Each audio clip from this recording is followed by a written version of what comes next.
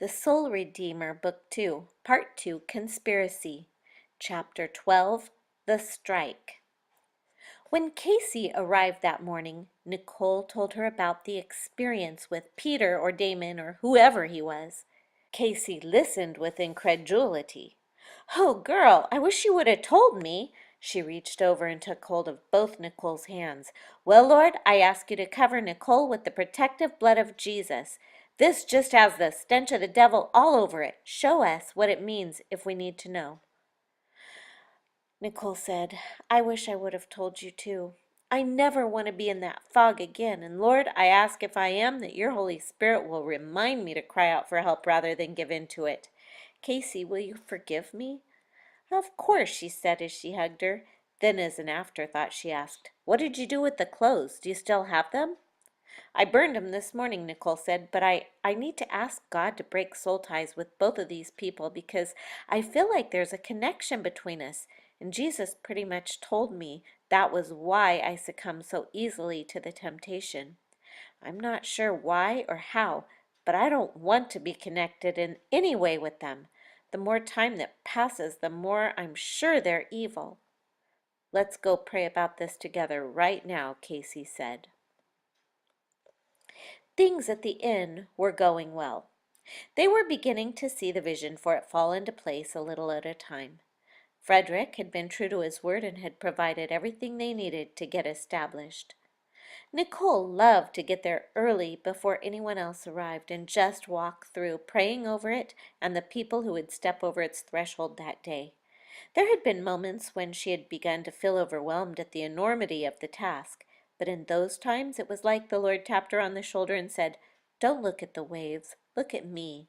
And sure enough, every day as she did just what Jesus showed her to do, she was joyful and hopeful, busy yet at peace when they hit obstacles.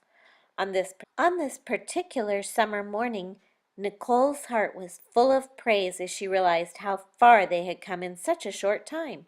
As she walked and prayed, she was especially impressed to pray for the hotel. There was a heaviness that had descended on her heart, and so after walking around the hotel and praying over each room, she went to the chapel, a large downstairs room that had been the formal dining room. Nicole knelt down in front of the cross and waited for the Lord to show her the source of her heavy heart. A face was all she could see. In her mind, she saw the face of a woman. She didn't know her or anything about her. "Lord Jesus, what are you trying to tell me?" she prayed. Still nothing came to her but this face. So Nicole prayed for the nameless lady until she felt her spirit lift. Late that afternoon, Nicole looked up as the front door opened and a man and woman walked up to the front desk. She came into the foyer and asked, "Hi, may I help you?" Nicole was startled when the woman turned to look at her. She was looking back into the face of the woman in her prayers. The man said, "Yeah, we need a room. What do you have available?" Nicole quickly recovered from her shock and walked behind the desk to check the computer. "We have one suite available, also a room with one queen-size bed or one with two full-size beds." "We'll take the suite," he said. "Very good. How many nights are you planning to stay with us?" "Just one." "Your name, sir?" "Eddie Martinez." Nicole continued to take down his information, but she was operating more on automatic pilot than anything else. She was aware of the woman's eyes on her. When all the information had been exchanged, Nicole said, "I'm Nicole, Mr. Martinez. Welcome to the Samaritan Inn." She looked over at the lady and said, "I hope you will both enjoy your stay with us." The lady extended her hand, and as Nicole took it, she smiled, and with a Spanish accent she said, "I am Maria." "I am very glad to meet you, Maria. Please let me know if there's anything you need." Danny was very good at watching for guests, and he stepped into the foyer and picked up the luggage. "I'll show you to your room. Follow me, please." 208, Danny," Nicole directed. He nodded at her and smiled. He loved his job and was so proud of it. Nicole stood watching them go. "Jesus, I don't know what you were trying to tell me about Maria. There's something special about her, and I like her already. Please show me what you want me to do for them." The following morning, Maria came down for worship on the patio. After worship, some people left and others went in to order from the bar. Maria remained seated as if deep in thought. Nicole approached her and said, "Good morning, Maria. Can I get you anything to eat or drink? We have coffee, juice, smoothies, pastries." Maria smiled. "I would like coffee and pastry. Yes, please." "Okay, coming right up," Nicole answered. As she turned, Maria added, "Un momento, señora. I would like 2 coffee and pastries." Nicole nodded and said, "Okay, I'll be right back." Maria smiled, but there was something sad in her eyes. When Nicole brought her order out, she said, "Maria, would it be okay with you if I pray for you and Mr. Martinez?" Now Maria's eyes lit up with hopeful expectation. "Oh, sí, Miss Nikki. Gracias. Thank you." As she began to walk away, she turned back and smiled at Nicole. There was just something about that woman that tugged at Nicole's heartstrings. Maybe it was the common spiritual bond in Jesus she sensed.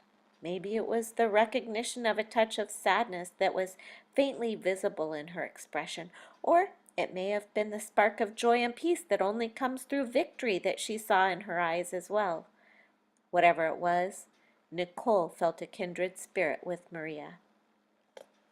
Around checkout time, Mr. Martinez approached the bar. "Excuse me, can anybody give me the name of a good mechanic close by?"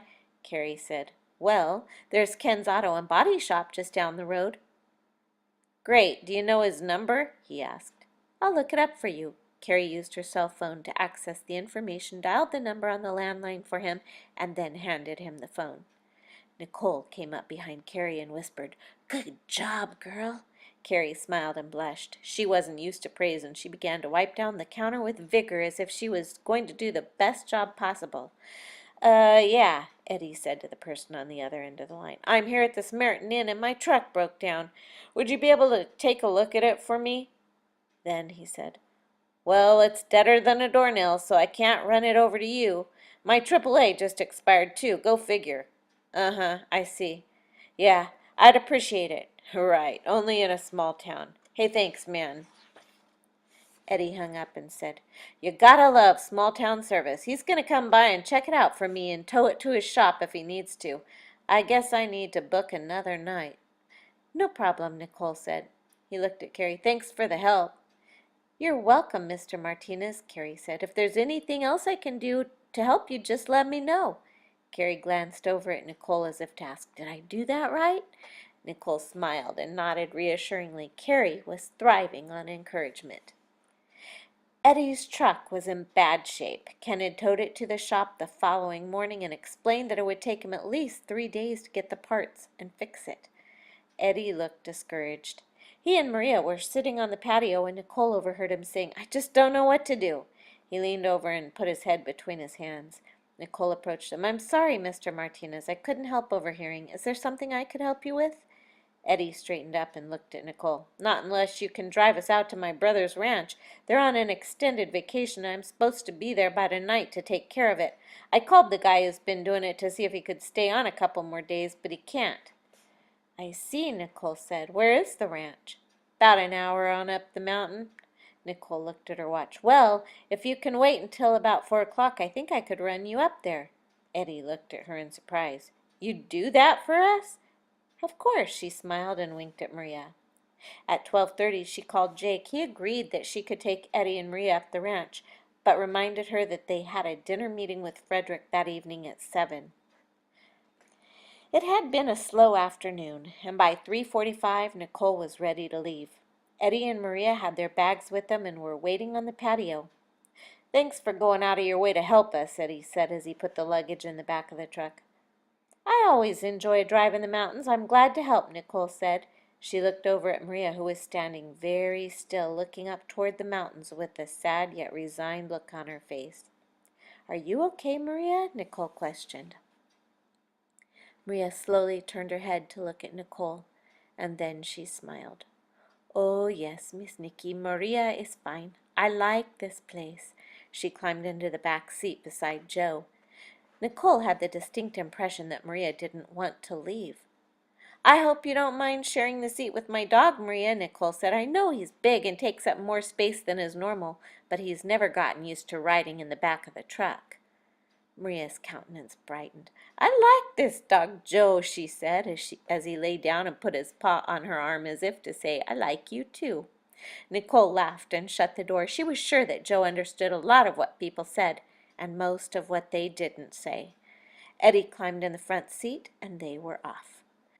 A few miles later, Nicole looked in the rearview mirror and didn't see Joe's ever watchful eyes on her, so she turned her head for a moment toward the back seat. He was sound asleep with his head resting on Maria's lap. "Wow, he must really like you, Maria. He doesn't usually sleep in the truck." Maria smiled, and in her broken English she said, "This dog, he loved Jesus." Nicole was unprepared for Eddie's response. He turned and sternly said, "Maria, that's enough." And then, sensing her displeasure, he looked at Nicole and added, "Maria's full of fancies, and I'm trying to teach her to live in reality." She glanced in the rearview mirror and saw that Maria had hung her head, but the expression on her face was not fear or shame, just sadness mixed with acceptance. "Well, I think she's right," Nicole said. "Jesus certainly loves Joe, and I'm sure he knows this and loves Jesus in return." Nicole could tell that her response displeased him all the more, but he remained quiet. Nicole tried several times to engage in conversation, but Eddie was not really interested in talking. Maria had fallen asleep. They had left the main road several miles into the trip and were traveling on a well-kept dirt road, but she hadn't seen another house in some time.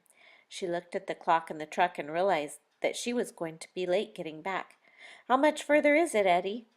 "Not far. Sorry it's taken longer than I thought. I always forget that the dirt road slows us down." Nicole pulled her phone out of the purse and tried to call home to let Jake know she'd be a bit late. Not surprisingly, there was no reception.